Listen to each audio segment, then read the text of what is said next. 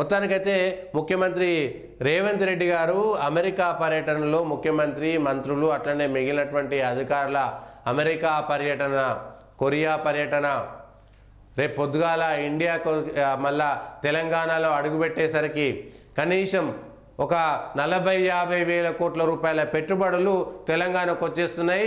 వచ్చిన 14 తారీఖు నుంచే మళ్ళా ఇదే పెట్టుబడుల వరద అసలు తెలంగాణ చుట్టుపక్కల గతంలో కూడా ఆ పాత ప్రభుత్వం కూడా దావోస్కి వెళ్ళి కూడా మేము ఇన్ని వేల కోట్ల రూపాయలు దాదాపుగా 1,00,000 కోట్ల రూపాయల పెట్టుబడుల ఒప్పందాల మీద సంతకాలు పెట్టినాము. అసలుగా హైదరాబాద్ దిక్కు డల్లాస్ అన్నారు, ఓ దిక్కు న్యూయార్క్ అన్నారు, ఓ దిక్కు ఏదో ఇస్తాంబుల్ అన్నారు, టర్కీ అన్నారు, కొబ్బరి నీళ్ళు అన్నారు, మంచి నీళ్ళు అన్నారు. ఏ నీళ్ళు లేవు. 4 చినుకులు పడితే హైదరాబాద్ రోడ్లు నరకప్రాయంగా ఉన్నాయి. 4 చినుకులు పడితే ట్రాఫిక్ జాము, 4 చినుకులు పడితే ఇష్టం ఉన్నట్టుగా ఉంది. ఒక పబ్లిక్ ట్రాన్స్పోర్ట్ వ్యవస్థ కూడా సరిగ్గా లేనటువంటి నగరంగా హైదరాబాదు చేరుకున్నది. ప్రత్యామ్నాయమైనటువంటి రవాణా వ్యవస్థ కూడా ఏర్పాటు చేయలేనటువంటి పోయినసారి అంతకుముందు ఈ జిహెచ్ఎంసీ ఎన్నికలు జరిగినాయి కదా, ఆ జిహెచ్ఎంసీ ఎన్నికల సందర్భంగా అనేక చోట్ల నీళ్లు నిలిచినాయి. ఆ నీళ్లు వర్షాల వల్ల నీళ్లు నిలవడం వల్ల జరిగినటువంటి ఉపద్రవం ఏంటి? అప్పుడు టీఆర్ఎస్ ఓడిపోయింది. అది అయిపోయిన తర్వాత ఇప్పటిదాకా ఎన్నిసార్లు ఏ రవాణా సంబంధించి డ్రైనేజీకి సంబంధించి మంచినీటికి సంబంధించినటువంటి ఒక్కటైనా వచ్చిందా? ఇంకా ఉప్పల్ ఎలివేటెడ్ కారిడార్ని ఇప్పటిదాకా పూర్తి చేయలేకపోయారు.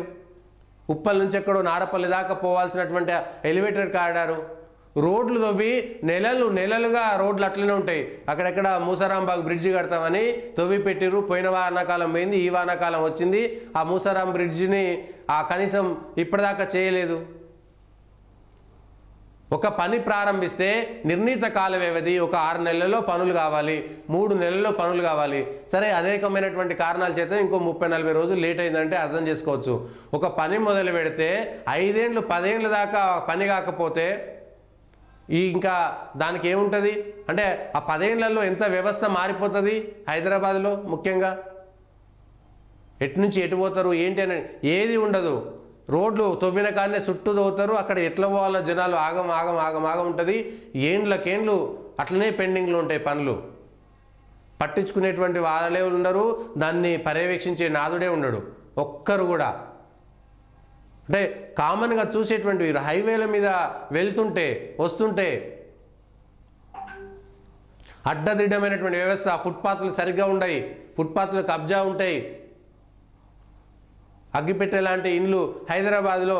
మరి ఇంకా ఇవన్నీ పట్టించుకోకుండా హైదరాబాద్ చుట్టుపక్కల భూములు ఉంటాయి. ఆ భూములలో కంపెనీలు పెట్టాలి, దాని పక్కనల్లా మేము భూములు కొనుక్కోవాలి, రింగ్ రోడ్ వేయాలి, రింగ్ రోడ్ చుట్టూ మేము బినామీ పేర్ల మీద భూములు కొనుక్కోవాలి, RRR రోడ్ వేసుకోవాలి, రోడ్డు పక్కన భూములు కొనుక్కోవాలి, మన వాళ్ళు కొనుక్కోండి అని చెప్పాలి.